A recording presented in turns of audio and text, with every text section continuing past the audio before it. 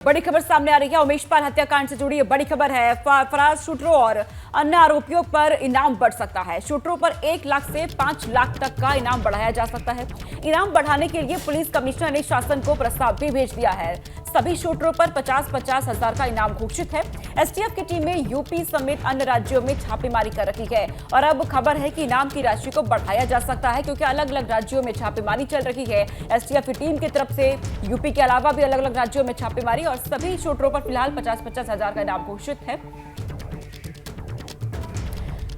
और हमारे साथ मोइन जुड़ चुके हैं। मोइन, खबर सामने आ रही है कि जो भी आरोपी है उमेश पाल हत्याकांड में, उन पर इनाम घोषित की जो था उसकी राशि अब बढ़ाई जा सकती है। इसके पीछे क्या वजह दी गई है इनाम की राशि बढ़ाने को लेकर? देखिए, इस केस का आज 8वां दिन है और आज तक जो है एक भी नामजद आरोपी या जो सीसीटीवी फुटेज में नजर आ रहा है शूटर है, किसी की गिरफ्तारी नहीं हुई है। हालांकि एक अपराधी को पुलिस ने एनकाउंटर में मार गिराया है, इसके साथ साथ एक अन्य आरोपी की गिरफ्तारी की गई है। तो लिहाजा जो शूटर्स हैं, जो आरोपी हैं, उन पर शिकंजा कसने के लिए, उनकी गिरफ्तारी की कोशिशें तेज करने के लिए इनाम की राशि बढ़ाए जाने का फैसला किया गया है। प्रयागराज पुलिस कमिश्नर के लेवल पर जो है पहले ही सभी आरोपियों पर 50-50 हजार रुपए का इनाम घोषित किया गया था और अब कमिश्नर की तरफ से सरकार को एक प्रस्ताव भेजा गया है जिसमें इनाम की राशि बढ़ाए जाने की सिफारिश की गई है। उम्मीद जताई जा रही है कि सरकार के लेवल पर आज से लेकर कल तक इस पर फैसला हो सकता है और जो आरोपी हैं उन पर 1 लाख से लेकर 5 लाख रुपए तक का इनाम घोषित किया जा सकता है। जो इनाम की रकम है उसे बढ़ाया जा सकता है। फिलहाल बात की जाए मोइन, जांच एजेंसियों की तरफ से किस तरीके से जांच की जा रही है, क्योंकि 8 दिन बीत चुके हैं, अभी तक कोई भी शूटर हाथ में नहीं आया है। ऐसे में बड़े सवाल भी खड़े हो रहे हैं।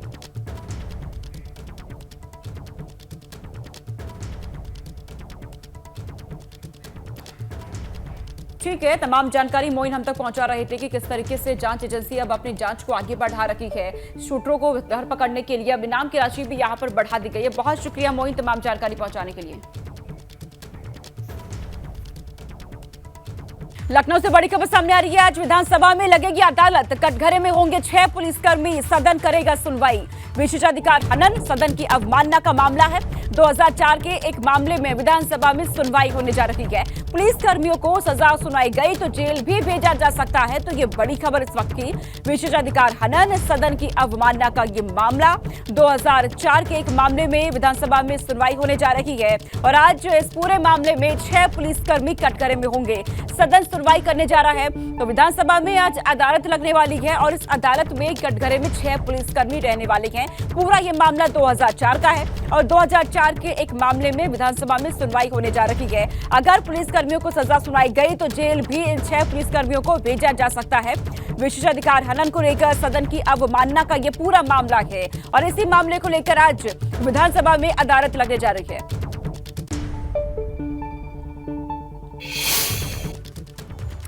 जिस मामले में आज विधानसभा में अदालत लगेगी, सुनिए भाजपा एमएलसी सलिल बिश्नोई से पूरी कहानी। सलिल जी, क्या है पूरा मामला, आप ही से जानना चाहेंगे। आज के कटघरा होगा, 6 पुलिसकर्मी होंगे, विधानसभा की जगह अदालत का नजारा होगा। देखिए, 15 सितंबर 2004 को प्रदेश में समाजवादी पार्टी का शासन था और बिजली की व्यवस्था बहुत ख़राब थी। 12-12, 14-14 घंटे की कटौती हो रही थी। तो कानपुर शहर में एक हमारी पार्टी ने आंदोलन तय किया था, जिसके अंतर्गत हम जो है और इस खबर पर शैलेश अरोड़ा हमारे साथ जुड़ चुके हैं, तमाम जानकारी हमें देंगे। शैलेश, 2004 का एक मामला और इस मामले में विधानसभा में आज लगने जा रही है अदालत, क्या जानकारी?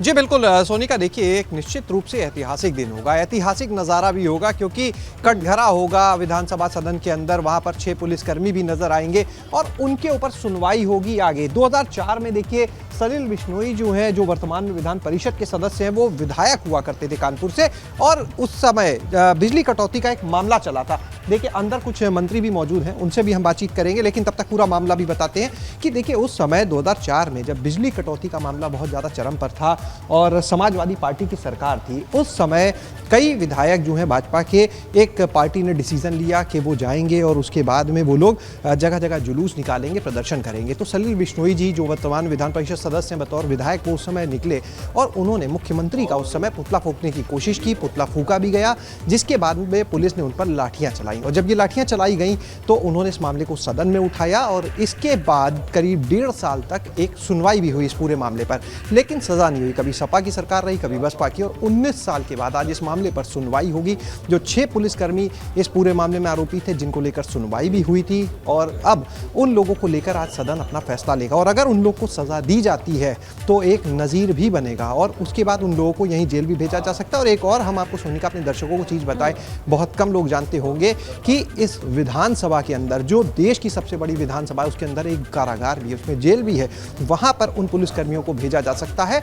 और निश्चित रूप से ऐतिहासिक दिन इसलिए विधायकों का यह मानना है कि मामला विधायकों और विधायिका के सम्मान से जुड़ा हुआ है, ऐसे में ये एक नज़ीर बनना तय है। लेकिन अगर इस पूरे मामले को देखते हैं तो देखिए, ये पहला मामला नहीं है कि 2004 में किसी विधायक पर लाठी चली हो, धक्का मुक्की हुई हो। इसके अलावा भी तमाम जो सरकारें रही हैं, चाहे वो सपा हो, चाहे बसपा हो, या बाकी हम सरकार की बात करें, भाजपा का पहला कार्यकाल, कई बार ये होता है जब विधायकों के साथ में धक्का मुक्की होती है धरने प्रदर्शन के दौरान, और इस तरह के मामले होते हैं। लेकिन इस तरह से अगर पैरवी की बात करें तो निश्चित रूप से जिस तरह से सलिल बिश्नोई जी ने इस पूरे मामले को सदन में उठाया, उन्होंने दिखा दिया कि विधायिका की ताकत क्या होती है, अगर विधायिका चाहे तो किस तरह की शक्तियां उसके पास हैं, और उसी के तहत ये मामला होगा। और देखिए, एक चीज़ और बड़ी इसमें, अगर इन पुलिसकर्मियों को यहाँ सदन से सज़ा सुनाई जाती है तो उसके बाद उन्हें कोर्ट में भी जाने का मौका नहीं मिल पाएगा, क्योंकि विधायिका जहाँ से कानून तय होते हैं, यहाँ से उसके पास जो अपनी शक्तियाँ, उसके अधीन ये सारा मामला होगा। और 1962 के बाद ये अपने आप में एक अलग तरीके का मामला होगा, नज़ारा होगा। इससे पहले हमारी बात हुई विधानसभा अध्यक्ष जी से, सतीश माना जी से,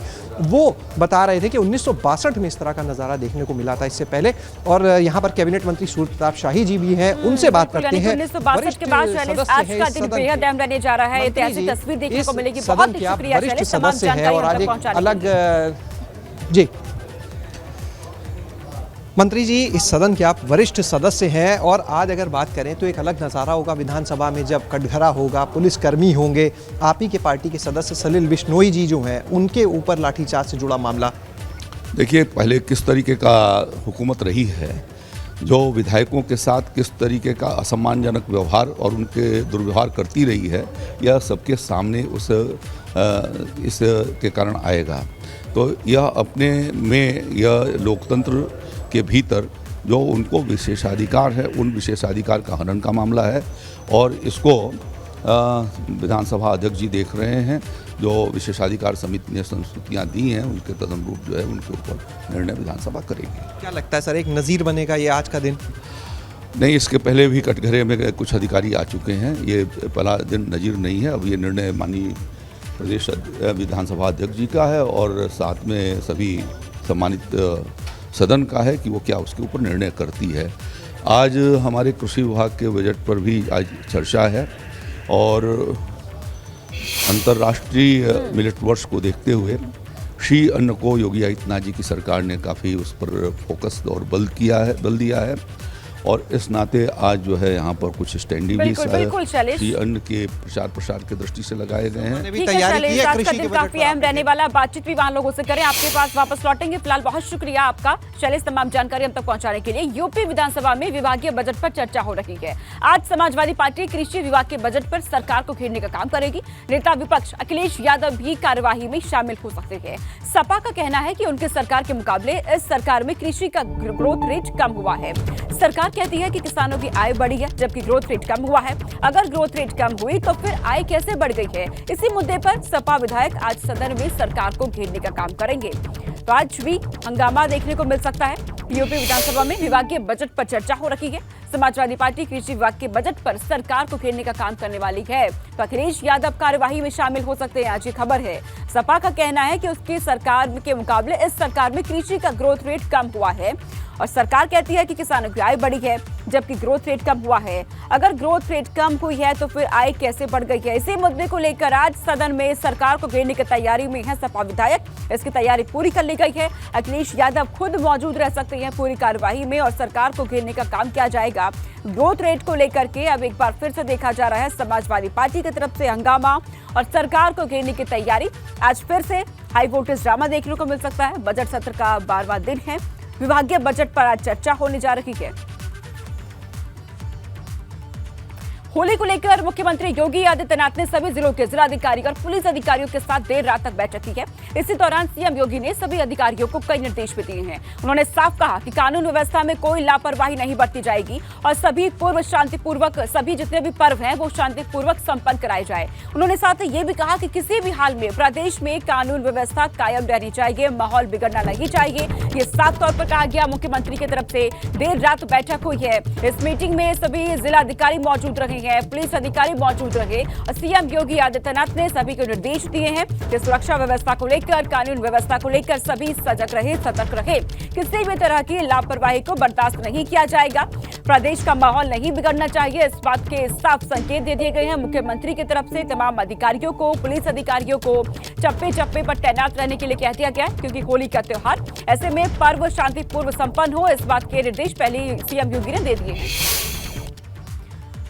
खबर कानपुर से है। इंस्पेक्टर पर युवक की गाड़ी में टक्कर मारने का आरोप लगा है। इंस्पेक्टर ने अपनी कार से युवक की गाड़ी में टक्कर मारी। टक्कर के बाद इंस्पेक्टर और युवक के बीच देर तक बहस भी होती रही। युवक ने ट्रैफिक पुलिस से इंस्पेक्टर का चालान करने को कहा। युवक ने कहा कि इंस्पेक्टर की गाड़ी का चालान होगा तभी गाड़ी आगे जाएगी, आम जनता का चालान होगा तो इंस्पेक्टर साहब भी नहीं बच सकते हैं। युवक से इंस्पेक्टर ने हाथ जोड़कर माफी मांगी, लेकिन युवक ने इंस्पेक्टर से ड्राइविंग लाइसेंस मांगा और काफी विरोध के बाद ट्रैफिक दारोगा ने इंस्पेक्टर की गाड़ी का चालान कर दिया। ड्राइविंग लाइसेंस न दिखाने पर 500 रुपए का चालान भी काटा गया। कानपुर के कल्याणपुर क्रॉसिंग पर यह पूरा विवाद हुआ था। तो इंस्पेक्टर और युवक के बीच ये विवाद, यहाँ पर युवक की तरफ से साफ तौर पर कहा गया कि आम जनता का चालान होता है तो इंस्पेक्टर साहब का भी चालान होगा, ये बच नहीं सकते। युवक ने कहा कि इंस्पेक्टर की गाड़ी का चालान होगा तभी गाड़ी आगे जाएगी। इसके बाद दारोगा की तरफ से ट्रैफिक दारोगा ने चालान किया। मेरे भैया चालान होगी, इनका चालान करिए, बिना लाइसेंस के गाड़ी चला रहे हैं। चालान करवाओ, चालान आप चालान कराइए और जाइए। मैं नहीं सुनूंगा, कोई व्यवहार नहीं है ऐसा। गाड़ी का चालान करवाओ। ये पुलिस लिखा रखा है। आप ये प्राइवेट व्हीकल पर आप पुलिस नहीं लिखा सकते हैं। ये प्राइवेट व्हीकल है, आप इस पे पुलिस लिखा के नहीं घूम सकते हैं। आप या तो दिखाइए हमें कागज की, इसके कागज आपके बने हुए। चालान करोगे? करवाऊंगा, बिना करवाए नहीं जाने दूंगा, अन्यथा मैं करवाए खुद करूंगा। अरे यार भाई मेरे मान जाओ। नहीं, आप लोग मानते नहीं, आप लोग मेरी मानते हैं। आप लोग हम लोग मानते हैं, हम लोग को पागल समझ में आते हैं आप लोगों की। इनका चालान करिए, बिना लाइसेंस के गाड़ी चला रहे हैं। चालान करवाओ, चालान आप चालान कराइए और जाइए। मैं नहीं सुनूंगा, कोई व्यवहार नहीं है ऐसा। गाड़ी का चालान करवाओ। ये पुलिस लिखा रखा है। आप और बड़ी खबर मेरठ से सामने आ रही है। सुरंग बनाकर चोरी करने की कोशिश यहां पर की गई थी, हालांकि नाकाम हो गई। सराफा की दुकान में चोरी के लिए 15 फीट की सुरंग बनाई गई। नाला के रास्ते सुरंग बनाकर पड़ोसी की दुकान में दाखिल होने की कोशिश चोरों की तरफ से की गई थी। लोगों के हलचल सुनकर हालांकि चोर खाली हाथ वहां से भाग गए। 6 महीने पहले इसी दुकान में लाखों की चोरी हुई थी। इस बार नाला बनाकर चोरी करने की कोशिश की गई, लेकिन कामयाबी चोरों को नहीं मिली। व्यापारी चोरी की घटनाओं को लेकर के आक्रोशित नजर आ रहे हैं। तो चोरी करने की कोशिश यहां पर की गई। नाले के रास्ते सुरंग बनाकर पड़ोसी की दुकान में चोर दाखिल होना चाहते थे, हालांकि कामयाबी यहां पर नहीं मिली। लेकिन सराफा की दुकान में चोरी के लिए 15 फीट लंबी सुरंग बनाई गई और तस्वीर आपके सामने। मेरठ में सुरंगबाज चोरों ने सर्राफा कारोबारियों की नींद उड़ा रखी है।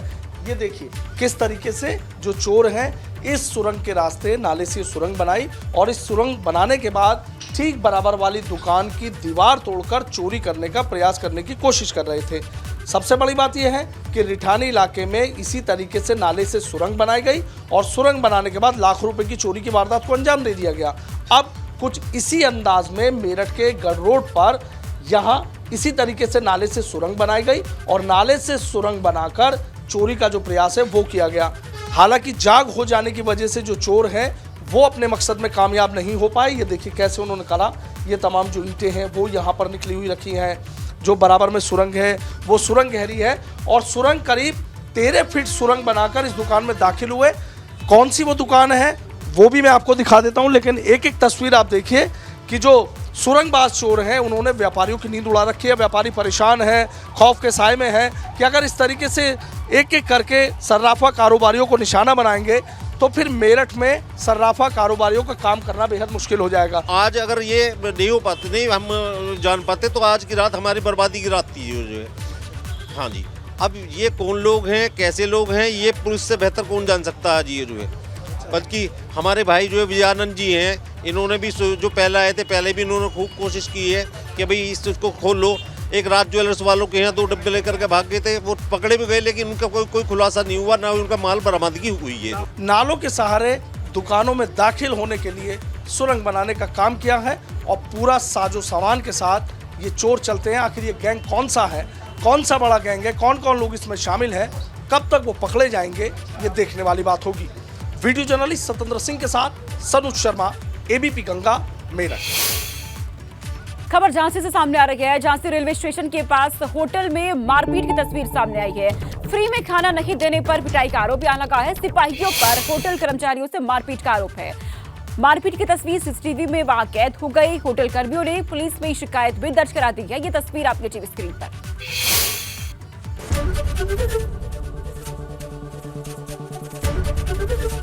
एबीपी गंगा, खबर आपकी, जुबान आपकी।